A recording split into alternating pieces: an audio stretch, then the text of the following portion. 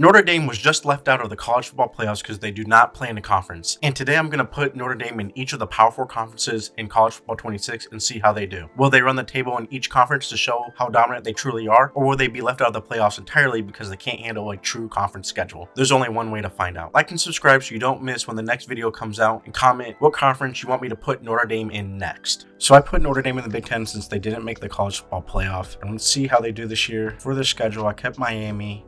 I was able to keep Texas A&M as well just at the end of the season because USC is now a conference game. And then this is just the auto-generated conference schedule. This is not an easy schedule, especially with having Miami and Texas A&M out of conference. But I'm just going to sim this week and we'll jump into the Miami game because that should be a relatively close game. We only beat Navy to 13-10, but a win is a win. Now we play Miami at Hard Rock Stadium. And of course, we're jumping into this one. And per usual with the rules with these sims, I'm not playing at all. If I'm jumping in, it's just to watch to see what's going on if it's a close game. But I do not play at all. This is strictly to see how Notre Dame would do in a simulation. But Miami just scored to make it a 3-point game with 3:45 left. So let's hop into this and see if we can hang on to the lead and squeak out a win here in Hard Rock Stadium. First play of the drive for us, CJ Carr just dumps it down to Jeremiah Love. Now 2nd and 11. If we can sustain a drive, we could run this clock out, but don't see that really happening. We're throwing again, and I think that's going to be defensive pass interference. Flag is down, and it looked as if the defense was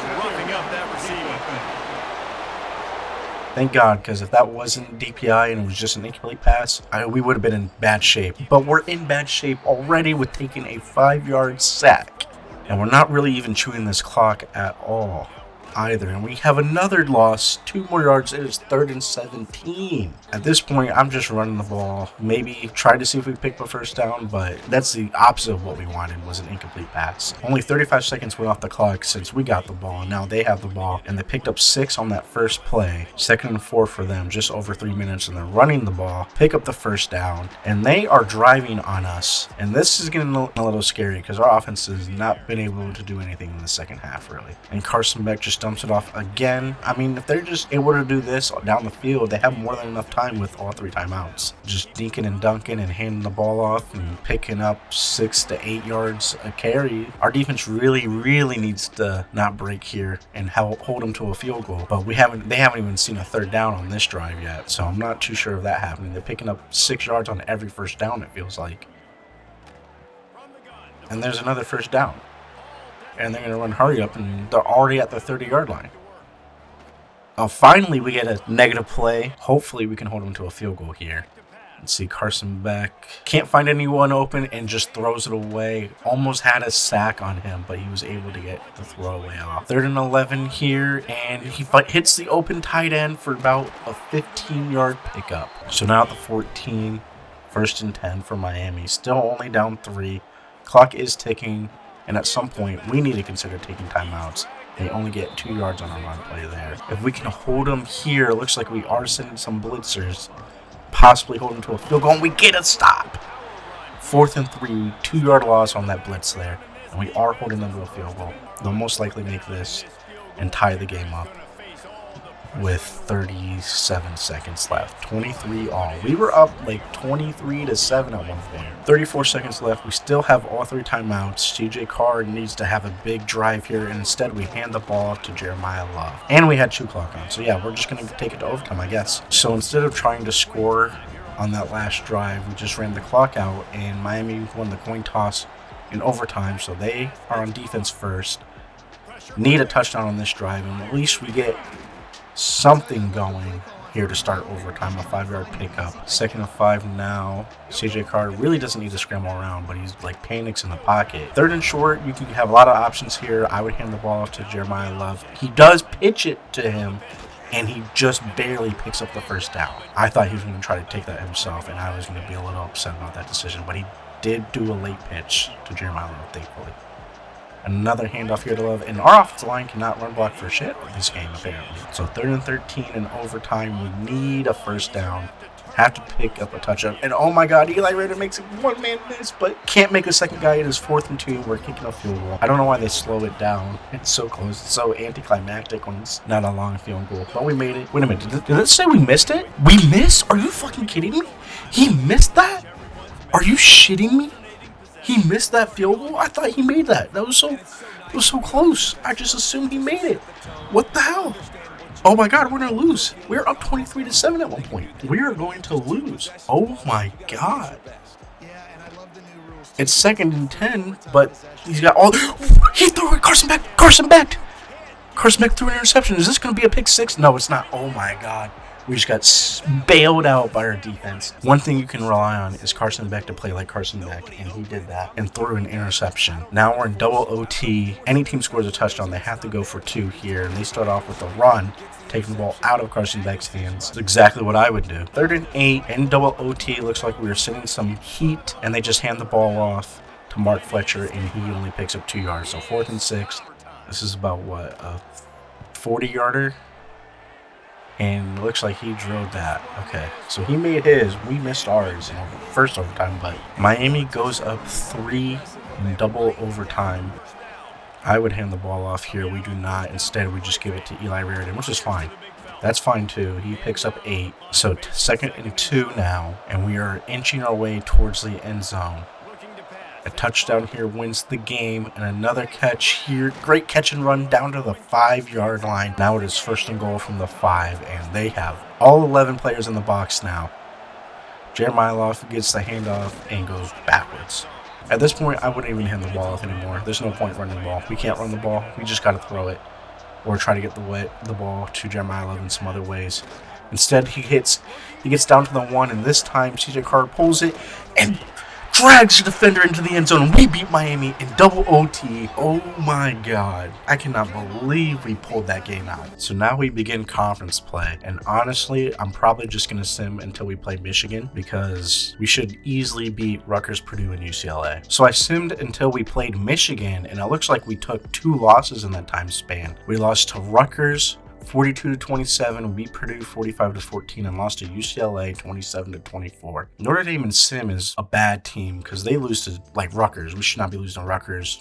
Truthfully, UCLA either. Despite being 1-2 in the Big Ten, we still have a chance to make the playoffs, especially with our remaining schedule. If we can beat Michigan, Ohio State, USC, and Texas A&M. Playoffs are not out of the picture, but our chances are slim. So now we have Michigan. Hopefully we can beat them. And honestly, I prefer not to even be close because I don't want to have to jump in, because jumping in just stresses me out. Okay, so we squeak out the win against Michigan. We were up by 14 for the majority of that game, but they made it close late, but we were able to take down the Wolverines 24-17.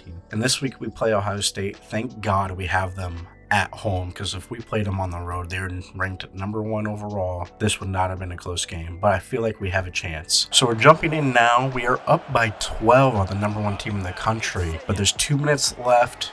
They do have all 3 timeouts left, so this game isn't quite over, but we're sitting pretty good, I will say.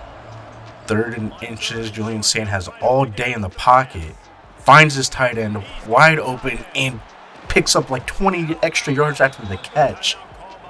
And they're running the ball now. They get nothing. Jeremiah Smith is lined up as a tight end. That is very weird. And Julian Sand almost throws an interception there. Oh my god. So 4th down, 4th and 14. This is the ball game. If they cannot convert here, we will have beaten the number 1 team in the country. And they do pick up the 1st down. Oh my god, they pick up 16 when they only needed 14. I cannot believe that. 59 seconds left in the game. They are still down 12. And they're just dumping the ball off. Oh, I just noticed it is also a night game, so this is pretty sweet. Julian Sand finds Cardinal Tate, and that brings him down to the 9-yard line. After they spike the ball, it is 2nd and goal from the 9-yard line. This game truly isn't over. I'm starting to get a little uneasy, and he finds the tight end to get into the end zone. They score a touchdown. All we need to do is recover an onside kick, and I can breathe a sigh of relief. All right, so here's the onside kick. We need to recover this, and we do. Oh, and he holds on. Oh my god, this game got way too stressful. It got way more stressful than I feel like it needed to be with them scoring a touchdown late. But thank God we recovered the onside kick, and we have just taken down the number 1 team in the country. I don't understand how a team that has beaten Ohio State and Michigan and Miami, for that matter, in the same year lost to Rutgers and UCLA. Notre Dame is the weirdest team I've ever seen in any simulation in this video game. But we play USC next, and then we finally have a bye, and we play Iowa and Minnesota. I'm scared to sim these games. I might hop in because you never know. But we are going to hop into this USC game because this is a rivalry game. And it looks like we're on the road, which is the opposite of what it was in real life. Oh, I just realized USC is 7-0 too. I didn't know they were undefeated. This is where we're going to jump in. It is 1st and 10 from the 50-yard line. We just got the ball back. We are down 7 on the road here to USC. And we have a quick completion for 2 yards, but we're going to need more than that on this next play here. And we pick up a big chunk of change there, about 12 yards to Eli Raridan. And one thing about these sims that I've done, I've already done the ACC and Big 12, so go check out those videos if you haven't. But we have beaten USC in both of those sims pretty handily both times too. So if we lose this one here, it'll be the first one that we've lost. Hopefully we can pull out the comeback, but it is now 3rd and 10.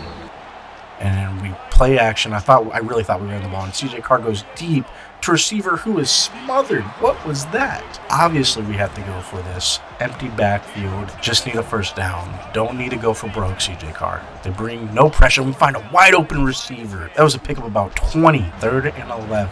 We can just pick up some yardage here. Make it 4th and short. Instead, CJ Carr almost throws an interception in the end zone. This is the most stressful sim I have had to watch for this team.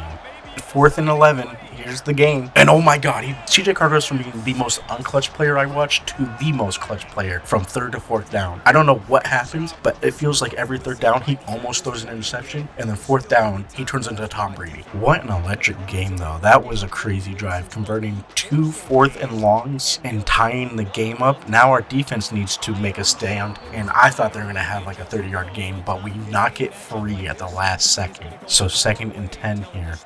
Both teams have all 3 timeouts. A minute 30 left, basically. Jaden Mayava finds his tight end, and he picks up 14 yards on the catch and run. Defense needs to stop. Like, we need to force a punt. We can't just hold them to a field goal. And that's fine. They can have that. Picked up 4 yards. A turnover would be huge here. He dumps off to the running back. Does not pick up the first down. It is 3rd and 1. They're still running hurry up. If I'm the defense, I'm calling a timeout. But we do not. 50 seconds left, 3rd and 1, tied at 17. We're praying for overtime, and his tight end makes the catch down to our 38-yard line. That was a gutsy throw by Jaden Mayava. 44 seconds left. They did use a timeout. They're on the edge of field goal range, and they run the ball here, get nothing. 2nd and 9. The clock is running still. Play action from Mayava, and he throws an interception. Oh my god, defense got a turnover. I was like losing hope in this game, but we actually have a chance to go down into field goal range. We have a chance at a field goal here. CJ Carr finds his receiver, pick up 14 yards there. We do call a timeout. 24 seconds left. We need, I would say, about 25 more yards to get into field goal range, I'd imagine. And we can't do that. We cannot take a sack. Only 20 seconds left, 2nd and 15, and we cannot be dumping the ball off. We did get out of bounds, so we have like 2 more plays and then a field goal left. So this has to be a gain of 20, honestly. We get about 14, so that's not terrible. We're kicking a field goal with 12 seconds left. This is what, a 58, 59-yard field goal? I'd be stunned if he makes this. The slow motion, it looks like it's going to be short. Oh my god, he made it! Oh my god, he made it! There's no way. I'm going to have to check to see how long that field goal was. There is no way. I don't play with audio, so if it says it in the game audio, I have no idea. But I cannot believe he just made that. We're going to beat USC. Fuck the rest of the stats. I'm going straight to the kicking stats. So Noah Burnett, long of 58, was 2 for 2 on the day and made a long of 58.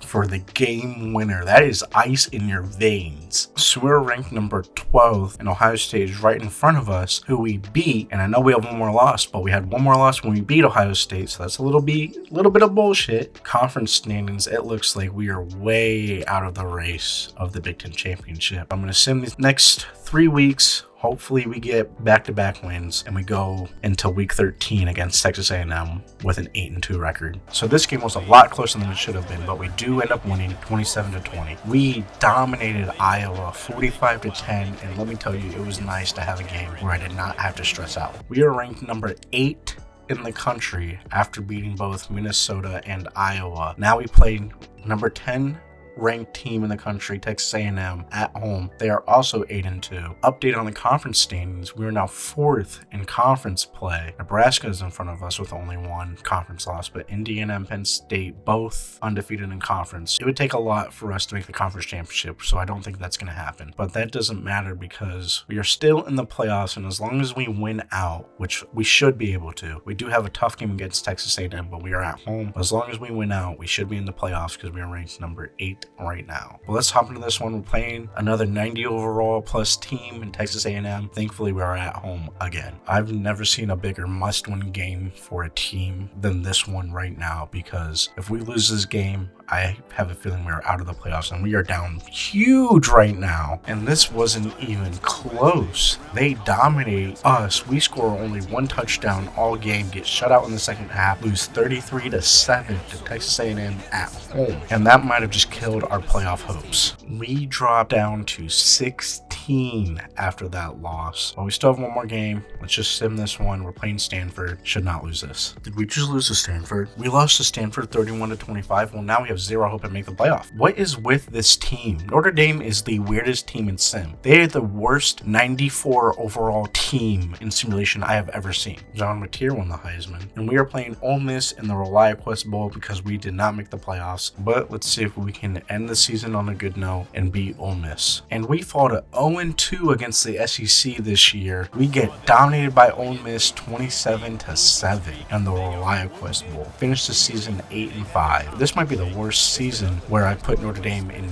each of the conferences yet. Still have one more to do. I really don't have any hope putting them in the SEC. So this is what the playoff bracket is looking like. Top 4 seeds were Oklahoma, Nebraska, Indiana, and Georgia. So this is what happened in the playoffs that we again could not make. Texas Tech wins it all 45-29 as the 9 seed over 6-seeded Clemson. And what a disappointing year for Notre Dame.